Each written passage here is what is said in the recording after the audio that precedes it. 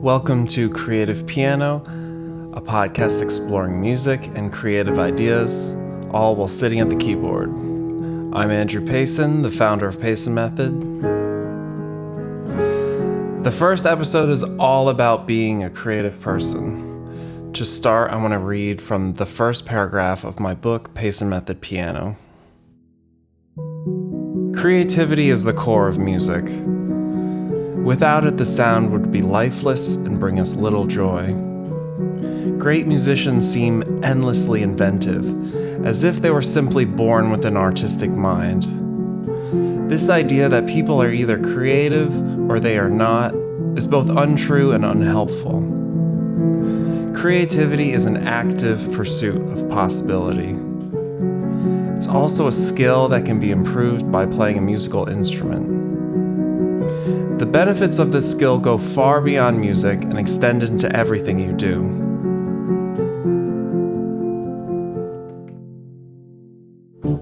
How many times have you said to yourself or heard other people say, "I'm not musical, I'm not creative, I can't learn an instrument, I can't draw, I can't learn a language, I can't." These are assumptions. You think you can't do those things, and so you don't even begin to explore what you can do. We tend to make assumptions about ourselves, about what we're capable of. These assumptions are damaging, and they prevent us from doing a lot of things that we would like to do. I'm telling you that you can be creative, that you can play piano, you're a capable person, that you have potential. Creativity is an active pursuit of possibility. You have to engage with the creating. The other side of creativity is it's a skill that can be improved. Playing music itself will make you more creative. Playing a musical instrument is an incredibly complex activity. Learning a musical instrument can change how you think. Piano requires precise physical coordination, reading multiple musical ideas at once, listening to the sound you create, and anticipating what will come next. The result of this complexity is a high level of activity in both hemispheres of the brain. Music essentially connects and electrifies all of the mind's machinery. It inherently stimulates creativity in a way that nothing else can. Your brain will literally change when you learn a musical instrument. This is something that you can't quantify or even fully comprehend its benefits, but I believe this is how we become more creative through music. While wonderful, listening to music is not the same thing. You have to play a musical instrument. You need to do it long enough and consistently enough that the connections are able to form. To me, it's like you have to let the music change your brain. You need to practice regularly, ideally every day.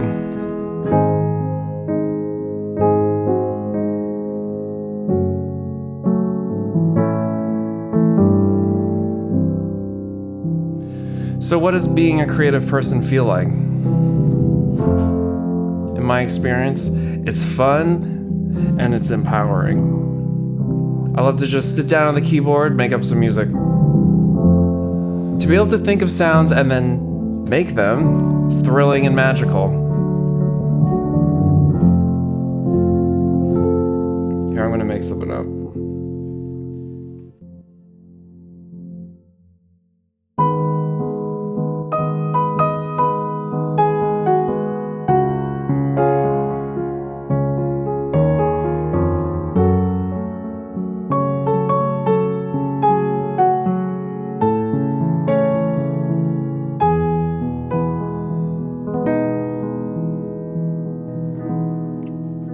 Another thing about being creative is you can come up with ideas that help you with anything. I get ideas for projects when I'm cleaning, driving, walking my dog. People don't think that scrubbing a tub is inspiring, but it can be. This is my scrubbing a tub music.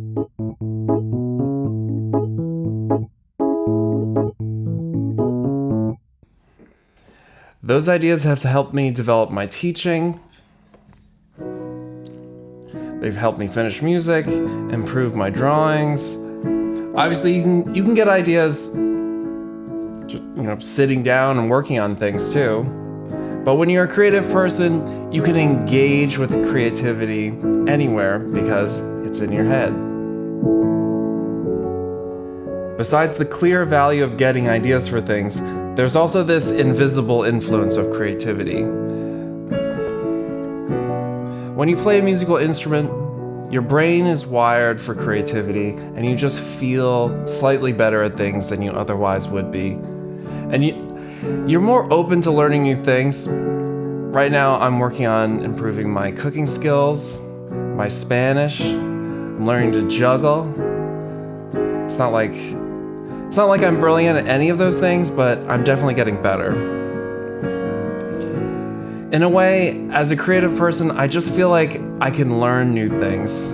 I can improve. I just feel like playing piano makes me better at things. And, I can't prove it, but I'm sure it's true. I have to say that my lemon chicken and my breakfast tacos are delicious. I can say a lot of simple phrases in Spanish, and my current juggle record is 43 juggles. So, on my way. So at this point, if you're thinking, great, I want to play piano, I want to be more creative, but I don't know what to do. Well, I'll tell you. You're gonna need a piano or a keyboard. You need an instrument to play. Absolutely necessary. You can't just listen to this podcast and expect to be able to play piano. You have to play every single day. Well, as much as you can. You try to play every day. I like keyboards that have 88 weighted keys. That's full size, and weighted keys, they just feel more like a real piano. But even something that's like 61 keys, I think is fine for beginner music and most intermediate level music. I also really recommend getting a keyboard that has some different sound settings. Like piano, E piano, strings, vibraphone, other settings. Because a keyboard, it's not gonna sound as good as a real piano, on its piano setting. But if you have all these other sound settings, it's a lot of fun to play, and it's something different that a real, acoustic piano can't offer. You also need to make sure you have a pedal for your keyboard. You need a keyboard stand, and you also need a music stand. So a lot of keyboards have built-in music stands, but not all do. So in that case, you'll need to buy a separate music stand. If you need a chair or a bench, you'll have to get that too, probably. Once you have your instrument, next step is you have to learn how to play it. To learn piano, you can follow the Payson Method music program, which includes the books Payson Method Piano, this one, and New Classics, this one, by me, Andrew Payson. I also have a book specifically for children called Robots and Unicorns. So these books, they cover all of the technical knowledge and the sheet music that you need for a foundational musical education. Payson Method Piano is about how to read music, how to practice piano, and develop creativity. New Classics is a collection of 41 pieces that progresses from beginner intermediate level. Robots and Unicorns is a collection of 20 children's songs for piano. It has a fun story and it's a coloring book. You can find Payson Method Piano, New Classics, and Robots and Unicorns on Amazon, or go to paysonmethod.com to find links to the books. So what is Payson Method? What does practicing with Payson Method mean? Payson Method teaches creativity. It accomplishes this by providing a framework for making music. With clear direction, playing music is simpler. Payson Method gives you a plan for how to practice and instructions for developing your musical imagination.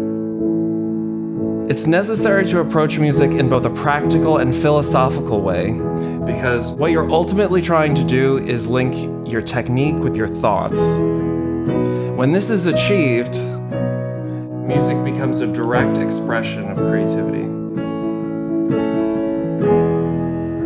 Technique and creativity are equally important. Without one, you're limited in what you can express.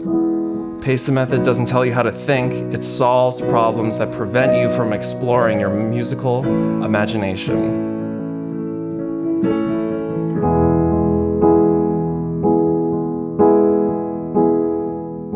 So, what I'm gonna do now is I'm gonna play some different pieces for you and give you a sense of the music in New Classics.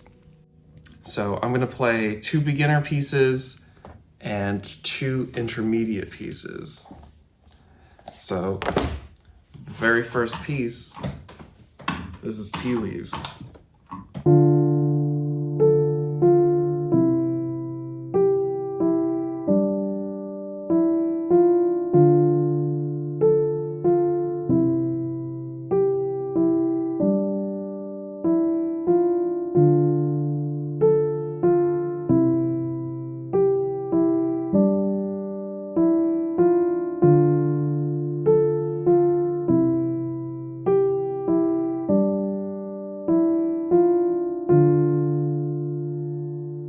I had a 5-year-old student tell me once, nothing's better than Tea Leaves. You know, it's simple, but it's very satisfying to play. And I think that's how beginner music should be. It should be music that you want to play, music you want to listen to. And I like the title Tea Leaves because reading the tea leaves, it's like you're seeing the future. And if you can play tea leaves, you can kind of glimpse the future and realize, oh, I can play piano, I can be creative. And you can find a free download of the sheet music for Tea Leaves and 2 other beginner pieces at paysonmethod.com. Just look under free resources. So the next one that I'm gonna play is called Sunflowers. So this one, it's still a beginner piece, but you can hear that it's quite a bit harder than Tea Leaves. So, because, you know, New Classics is going from beginner through intermediate level, you know, across 41 pieces, and gets harder and harder the further you go. Okay, so this is Sunflowers.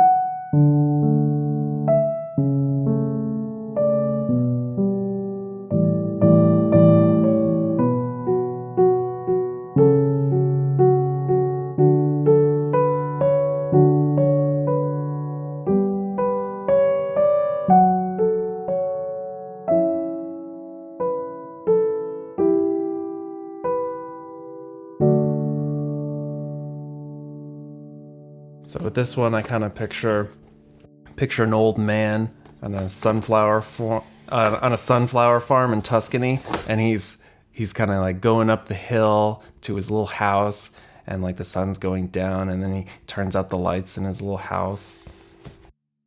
but that's just me. So the next one, so this is called Alpine. This is intermediate level, so, getting harder.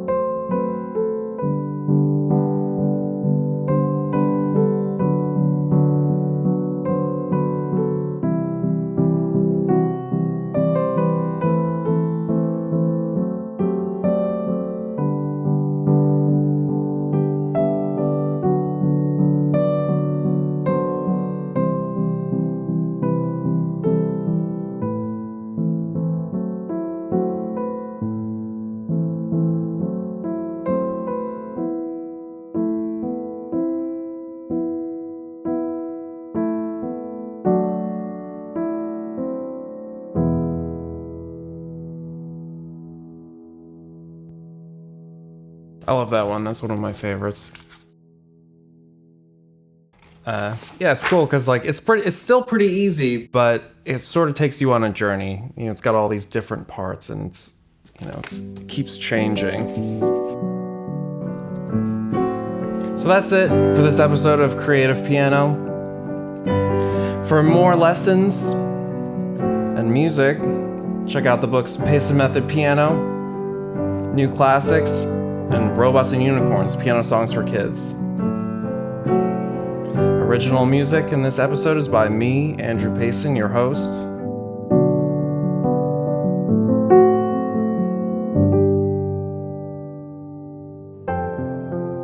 You can find piano books, tutorials, and free resources at paysonmethod.com. Payson Method teaches creativity.